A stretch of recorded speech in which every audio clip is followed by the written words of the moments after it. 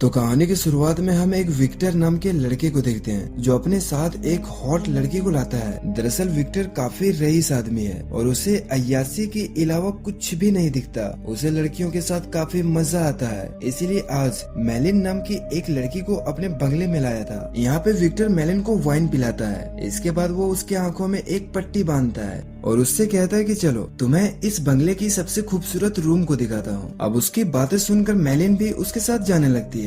इसके बाद विक्टर उसे एक रूम में लाता है और उसकी पट्टी खोलता है, जहाँ पे वो देखती है कि इस रूम में बहुत सारे टॉर्चर करने के हथियार हैं। यहाँ पे विक्टर मेलिन से कहता है कि उसके पिता थोड़ा साइको किस्म के आदमी थे और वो लोगों को पकड़कर इसी रूम में लाकर उसके साथ टॉर्चर किया करते थे, क्योंकि उन्हें दूसरों की दर्दनाक चीखों से संतुष्टि मिलती थी। इसके बाद विक्टर मेलिन को इसके ऊपर लेटने के लिए कहता है। मेलिन इम्प्रेस हो जाती है, उसकी बातों को मानती जाती है, वो लेट जाती है। इसके बाद विक्टर उसके हाथों और पैरों को इन आयरन ब्लॉक से लॉक कर देता है। इसके बाद वो उसे किस करते हुए कहता है कि मैं तुम्हें स्ट्रेच करना चाहता हूँ, लेकिन मेलिन उसे ऐसा करने से मना करती है। लेकिन विक्टर उससे प्यार से किसी तरह मना लेता है और उसे एक हैंडल से खींचकर स्ट्रेच करने लगता है, लेकिन इससे मेलिन को दर्द नहीं होता, इसीलिए वो थोड़ा और स्ट्रेच करता है, जिससे अब मेलिन को दर्द होने लगता है। विक्टर उसे कहता है कि ये टॉर्चर का लेवल 1 है और अगर मैं इसे लेवल 6 तक ले जाऊं तो तुम्हारे हाथ पैर शरीर से उखड़ जाएंगे और दर्द की वजह से तुम्हारी मौत तुरंत हो जाएगी,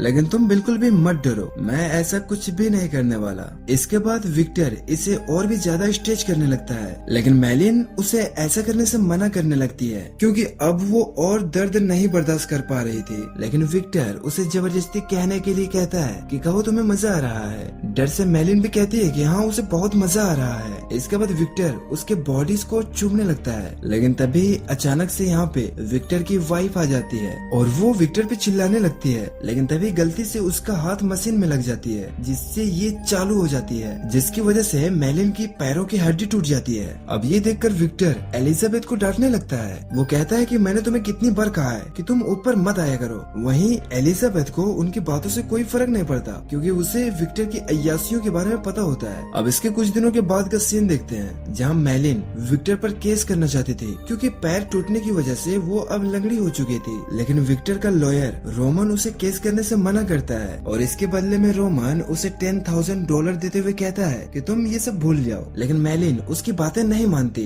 अब ये सुनकर रोमन उससे कहता है कि ठीक है, तुम विक्टर पर केस कर सकती हो, लेकिन इससे क्या होगा, विक्टर 2 दिनों में छूट जाएगा, तुम उसका कुछ नहीं बिगाड़ सकती। अब उसकी बातें सुनकर फाइनली मेलिन उन पैसों को ले लेती है और यहाँ से मेलिन चली जाती है। विक्टर कहता है कि बड़े सस्ते में केस रफा दफा हो गया। रोमन कहता है कि ये अच्छी बात है कि वो इतने सस्तों में मान गई। यहाँ पे रोमन विक्टर को 35वां जन्मदिन मुबारक कहता है और उससे कहता है कि आज से तुम अपने सारे जायदाद के मालिक बन चुके हो। वो कहता है कि कुछ ऐसी बातें जो अभी सेटलमेंट करना बहुत जरूरी है, जैसे कि तुम्हारे अंतिम संस्कार। क्या तुम मरने के बाद अपने शरीर के ऑर्गन्स को डोनेट करना चाहोगे? विक्टर कहता है कि नहीं, कभी नहीं, और कहता है मरने के बाद उसके शरीर से कोई भी छेड़छाड़ नहीं होनी चाहिए। इसके बाद विक्टर अपना घर वापस आ जाता है और अपनी वाइफ एलिजाबेथ को आवाज लगाने लगता है, लेकिन वो उनकी बातों को रिप्लाई नहीं करती, जिससे हमें पता चलता है कि इन दोनों का रिलेशनशिप ज्यादा मजबूत नहीं है। विक्टर उससे कहता है अगर तुम्हें मुझसे इतनी ही ज्यादा नफरत है तो तुम मुझे डिवोर्स क्यों नहीं दे देती? अब विक्टर की बातें सुनकर एलिजाबेथ उसे डिवोर्स देने की बातें करने लगती है। अब उसे सीरियसली देखकर विक्टर उसे हमेशा की तरह मनाने लगता है और वो भी पैसों की लालच में गुस्से को थूक देती है। यहाँ पे विक्टर उसे एक चाकू से सेड्यूस करने लगता है, जिससे एलिजाबेथ उसे खुद से टॉर्चर वाले रूम में ले जाने के लिए कहता है, ताकि टॉर्चर करते करते वो उसके साथ इंटीमेट हो। लेकिन विक्टर उसे बाद में कह के टाल देता है। इसके बाद हम रात में देखते हैं, जहाँ पर विक्टर की बर्थडे की पार्टी हो रही होती है और यहाँ पे सिर्फ लड़कियाँ आई होती है। वहीं हम विक्टर को देखते हैं जो एक आदमी के साथ बैठकर जुआ खेल रहा था और तभी यहाँ पर विक्टर की वाइफ आ जाती है और वो विक्टर को जुआ खेलने से मना करती है, लेकिन विक्टर उसकी बातें नहीं मानता। वो उसके प्राइवेट पार्ट को छूने लगता है, जिससे एलिजाबेथ गुस्सा होकर यहाँ से चली जाती है। इसके बाद हम रोमन को देखते हैं जो एलिजाबेथ को पकड़कर उसे किस करने लगता है, जिससे हमें पता चलता है कि इन दोनों का नाजायज रिश्ता है और इन दोनों की इस कांड के बारे में विक्टर को कुछ भी नहीं पता। वहीं हम विक्टर को देखते हैं जो जुए में अपना सारा पैसा हार जाता है, इसीलिए वो जीते हुए आदमी को अपना शकल दिखाने के लिए कहता है है और अपना गन आगे रख देता है, लेकिन वो आदमी अपना चेहरा नहीं दिखाता, इसीलिए विक्टर उसे गन पॉइंट पर ले लेता है और चेहरा दिखाने के लिए कहता है। विक्टर उसे चीटर कहता है और उसे यहाँ से बाहर निकलने के लिए कहता है। वो गुस्सा होने लगता है। वहीं पे हम एलिजाबेथ को देखते हैं जो रोमन के साथ गटर मस्तियाँ कर रही होती है और तभी यहाँ पे विक्टर आ जाता है और वो दरवाजा खोलने के लिए कहने लगता है। अब विक्टर की आवाज सुनकर एलिजाबेथ रोमन को अलमारी में छिपा देती है। इसके बाद वो जाकर गेट खोल देती है। इसके बाद विक्टर एलिजाबेथ को किस करने लगता है, लेकिन वो उस पर गुस्सा होने लगती है। यहाँ पे वो कहती है कि तुमने मेरे सबके सामने बेइज्जती की है, इसीलिए वो विक्टर को अपने पास नहीं आने देती और उससे कहती है कि अगर तुम्हारे फादर तुम्हें इस हालत में देखते तो उसे काफी दुख होता। वो कहती है कि तुम एक घटिया इंसान हो, बिल्कुल अपने बाप की तरह। अब इसकी बातें सुनकर विक्टर रोने लगता है और तभी मौका देखकर वो रोमन को यहाँ से बाहर निकाल देती है और साथ ही वो भी उसके साथ बाहर चली जाती है। अब अगली सुबह विक्टर को हम वीडियो गेम खेलते हुए देखते हैं और तभी यहाँ पे एलिजाबेथ आती है। वो कहती है कि तुमने कल रात नशे के हालत में अपने मेहमानों को गन से धमकाया और तुमने मेरे साथ भी काफी बदतमीजी की, इसीलिए तुम खुद को होश में रखा करो। इसके बाद एलिजाबेथ यहाँ से चली जाती है। इसके बाद हम एलिजाबेथ को रोमन के पास देखते हैं जहाँ पे वो कहती है कि हमें विक्टर को खत्म करना होगा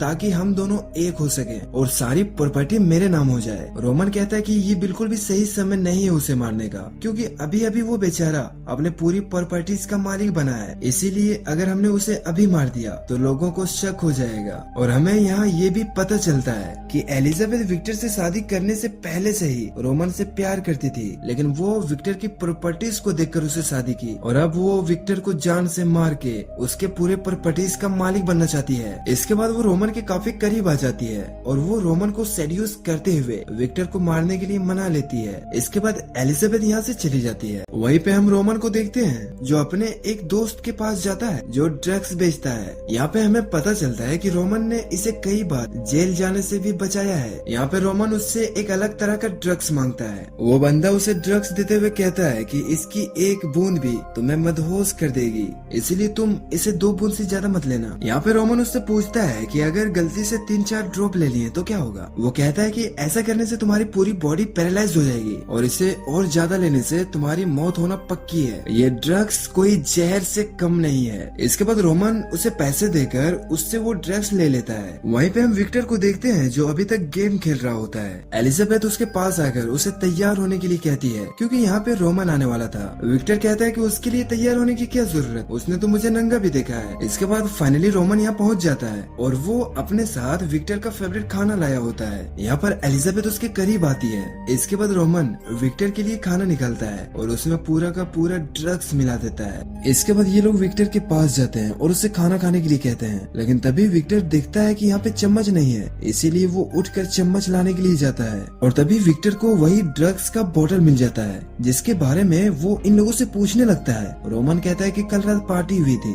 तो हो सकता है कि इसे यहीं पे कोई भूल गया हो। अब उसकी बातें सुनकर विक्टर उस पर ज्यादा ध्यान नहीं देता और वो आकर अपना खाना खाने लगता है और तभी रोमन कहता है कि कल रात तुमने एक आदमी को गन से धमकाया था। विक्टर हंसते हुए कहता है कि तुम अपने काम से मतलब रखो, मुझे क्या करना है और क्या नहीं ये तुम मुझे मत सिखाओ। यहाँ पर एलिजाबेथ भी उसे जुआ खेलने से मना करती है, लेकिन विक्टर यहाँ किसी का भी नहीं सुनता और तभी धीरे धीरे वो ड्रग्स अपना असर दिखाने लगता है और विक्टर को चक्कर आने लगता है और तभी अचानक से विक्टर गिर जाता है जिसकी वजह से उसकी मौत हो जाती है, जिसे देखकर ये दोनों काफी खुश हो जाते हैं। यहाँ पे रोमन उसे सॉरी कहता है और एलिजाबेथ पुलिस बुलाने के लिए चली जाती है। इसके बाद यहाँ पे पुलिस आ जाती है, इसकी कई सारी फोटोज लेती है। वहीं डॉक्टर इसे मृत घोषित कर देते हैं। यहाँ पे वो पूछता है कि आखिर इसकी मौत कैसे हुई। रोमन कहता है कि ये काफी ज्यादा ड्रग्स लेता था जिसकी वजह से इसे हार्ट अटैक आ गया और इसके पिता भी हार्ट अटैक से ही मारा गया था। यहाँ पे डॉक्टर उसकी बॉडी को पोस्टमार्टम करने की बात करता है। यहाँ पे रोमन कहता है कि इसके वसीयत में इसने पोस्टमार्टम करने को मना किया था,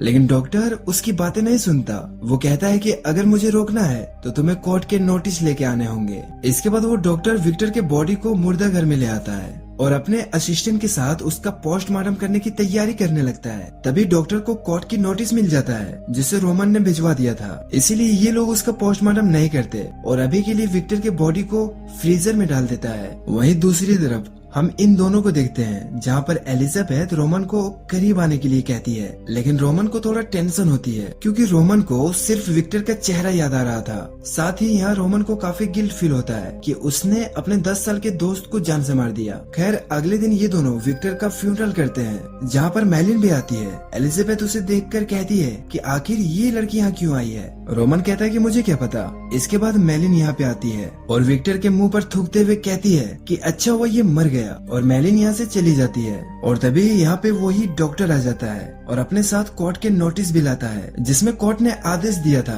कि वो उसके बॉडी का पोस्टमार्टम कर सकता है। और फाइनली वो डॉक्टर विक्टर के बॉडीज को यहाँ से ले जाता है और ये लोग कुछ नहीं कर पाते। यहाँ पे रोमन पोस्टमार्टम को रोकने की काफी कोशिश करता है लेकिन वो कुछ नहीं कर पाता। और तभी रोमन के पास उसी ड्रग्स वाले बंदे की कॉल आती है क्योंकि उसने भी अखबार में विक्टर की डेथ की खबर पढ़ ली थी, जिससे उसे लग रहा था कि गलती से रोमन ने उसे ज्यादा मात्रा में ड्रग्स दे दिया होगा, जिससे वो कहता है कि उसे दफनाना मत क्योंकि हो सकता है कि वो अभी तक जिंदा हो, क्योंकि कभी कभी वो ड्रग्स पूरी बॉडी को पैरालाइज कर देती है जिससे बॉडी हिल डुल नहीं पाता। साथ ही हार्ट, नस सब कुछ रुक जाते हैं लेकिन फिर भी सांसें धीमी गति से चलती रहती है और वो बंदा सब कुछ सुन और देख भी सकता है। और जैसे ही ड्रग्स का असर खत्म होता है तो वो बंदा वापस ठीक हो सकता है। अब उसकी बातें सुनकर रोमन की फट जाती है और वो बिल्कुल परेशान हो जाता है। तभी एलिजाबेथ उससे पूछती है कि किसका कॉल था, लेकिन रोमन उसे कुछ नहीं कहता क्योंकि जैसे ही उसे पता चलेगा कि वो जिंदा है वो पागल हो जाएगी।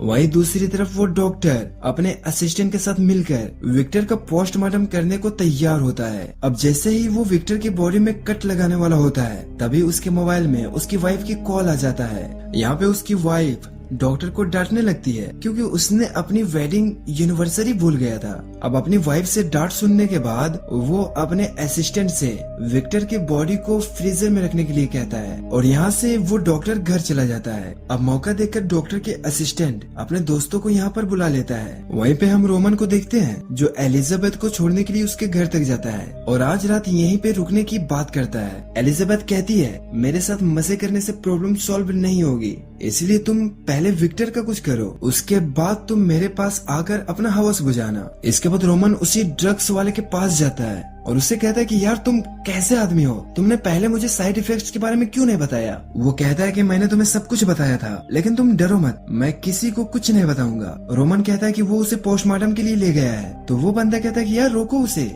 वो जिंदा हो सकता है। वहीं दूसरी तरफ हम लैब में देखते हैं जहाँ पे उसके सारे दोस्त यहाँ आ जाते हैं और ये दोनों विक्टर की बॉडी को प्रैक्टिस के लिए इस्तेमाल करना चाह रहे थे ताकि वो लोग इसकी बॉडी से चीर फाड़ करना सीखे, लेकिन वो इन्हें रोकता है और एक दूसरी बॉडी के साथ प्रैक्टिस करने के लिए कहता है, लेकिन वो नहीं मानता।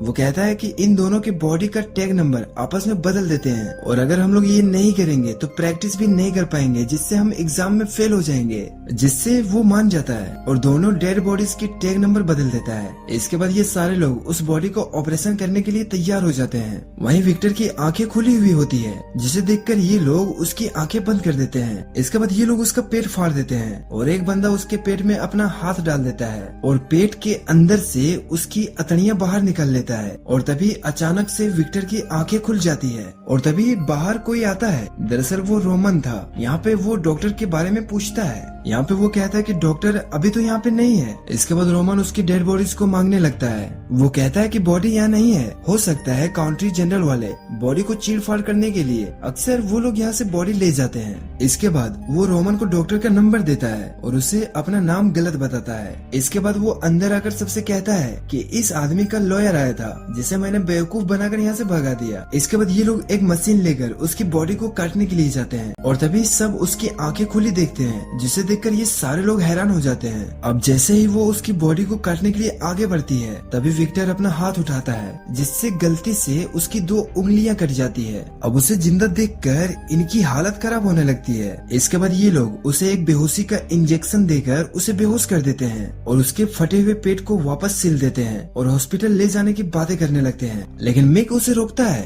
क्योंकि विक्टर ने इन लोगों को देख लिया था जिसकी वजह से ये लोग जेल जा सकते थे। यहाँ पर मिक इस बॉडी को दफनाने की बातें करता है ताकि वो सब बच सके। इसके बाद ये लोग रातों रात कब्र खोदते हैं और विक्टर की बॉडी को अंदर फेंक देते हैं और उस कब्र में मिट्टी डालने लगते हैं। लेकिन तभी विक्टर के बॉडी से ड्रग्स का असर खत्म हो जाता है और विक्टर गुस्से में लड़की के आंखों में एक चाकू घुसा देता है। अब ये देखकर मिक उसे मारने के लिए जाता है, लेकिन विक्टर उसे भी मार देता है। अब यहाँ पे विक्टर सभी को मार देता है और सुबह होते ही यहाँ से गाड़ी लेकर निकल जाता है और तभी वो रास्ते में मैलिन को देखता है जिसने इसके मुंह पर थूका था।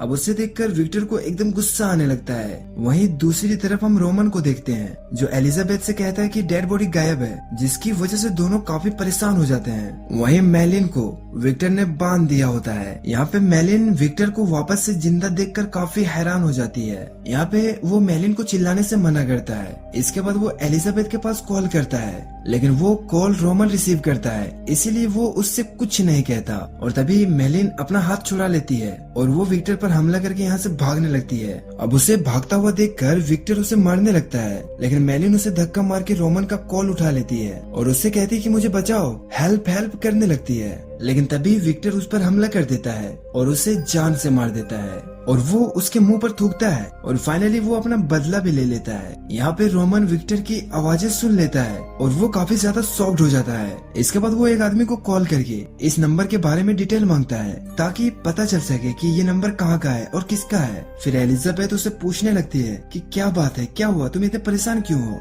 वो कहता है कि मुझे कुछ नहीं पता। वो कहती है कि झूठ मत बोलो, मैंने अभी उसी नंबर पर फोन किया और मुझे पता चला कि वो नंबर मैलिन का था। रोमन कहता है कि हाँ, मैंने मैलिन की चीखें फोन पर सुनी। दरअसल वो मर चुकी है और उसे विक्टर ने मारा है। मैंने उसकी आवाजें सुनी। एलिजाबेथ कहती है कि ये कैसे हो सकता है, वो तो मर चुका है ना। रोमन कहता है कि नहीं, वो अभी भी जिंदा है। रोमन कहता है कि जिसने मुझे ये जहर दिया था उसने मुझे कहा था कि इस जहर का असर खत्म भी हो सकता है। अब उसकी बातें सुनकर एलिजाबेथ गुस्सा होकर यहाँ से ऊपर चली जाती है और यहाँ से रोमन को भी भागने के लिए कहती है। और तभी रोमन को बाहर से कुछ आवाजें आती है, इसीलिए वो यहाँ के सारे खिड़की दरवाजे को लॉक कर देता है। इसके बाद हम एलिजाबेथ को देखते हैं जिससे कुछ टूटने की आवाजें आती है, जिसे सुनकर वो काफी ज्यादा डर जाती है और गन उठा लेती है और धीरे धीरे वो नीचे आने लगती है और रोमन को आवाज लगाने लगती है। और तभी उसकी नजर टूटा हुआ फ्लावर पॉट पे जाती है। साथ ही वहाँ से एक साया गुजरता हुआ दिखता है। वहीं पे बाहर हम रोमन को देखते हैं जिसे एक कार खड़ी हुई दिखती है। वहीं अंदर विक्टर एलिजाबेथ को पकड़ लेता है। इसके बाद रोमन जब अंदर आता है तो उसकी भी नजर टूटे हुए फ्लावर पॉट पे जाती है। इसके बाद वो एलिजाबेथ को आवाजें लगाने लगता है। तभी विक्टर उसे ऊपर आने के लिए कहता है। इसके बाद रोमन ऊपर आता है और वो यहाँ पे शूट करता है, लेकिन गन में बुलेट्स नहीं होती। इसके बाद विक्टर उसे रैक पर चढ़ने के लिए कहता है, नहीं तो वो एलिजाबेथ को जान से मार देगा। अब उससे मजबूरन रैक के ऊपर चढ़ना पड़ता है। इसके बाद विक्टर उसे अपने पैरों को आयरन ब्लॉक्स में डालने के लिए कहता है। इसके बाद वो एलिजाबेथ को खोल देता है और वो उससे उसके हाथों को आयरन ब्लॉक्स में बांधने के लिए कहता है। यहाँ पे एलिजाबेथ उसके हाथों को बांधने लगती है। इसके बाद विक्टर एलिजाबेथ के हाथों से मशीन का चेन खिंचवाता है। यहाँ पे रोमन को दर्द होने लगता है। वो उसके हाथों से मशीन की स्ट्रेच और भी ज्यादा खिंचवाता है, जिससे रोमन की तकलीफें बहुत ही ज्यादा बढ़ जाती है। इसके बाद विक्टर यहाँ इन दोनों से पूछता है कि चलो सच सच बताओ कि मुझे मारने का प्लान किसका था, सच सच बताओ। अब उसकी बातें सुनकर ये दोनों एक दूसरे पर इल्जाम डालते हैं। यहाँ पर विक्टर कहता है कि ये तुम दोनों की मिली भगत है, तुम दोनों ही मुझे मारना चाहते थे। इसके बाद विक्टर इस मशीन को पूरे के पूरे 6 लेवल पर ले जाता है, जिससे रोमन के हाथ पैर उसके बॉडी से अलग हो जाते हैं और यहाँ पे उसकी दर्दनाक मौत हो जाती है। और तभी एलिजाबेथ विक्टर के पेट में मारती है, जिससे उसकी अतड़ियां बाहर आ जाती है। इसके बाद वो हथियार उठाती है। विक्टर उससे कहता है कि तुम बेवफा हो। इसके बाद फाइनली वो उसके सर पर मारकर उसे मार देती है। अब इसके कुछ दिनों के बाद हम एलिजाबेथ को देखते हैं जो कि प्रेग्नेंट होती है और ये रोमन का बच्चा था और अब ये सारी प्रॉपर्टीज की मालकिन बन चुकी थी। और इसी के साथ ये कहानी ये पे खत्म हो जाती है।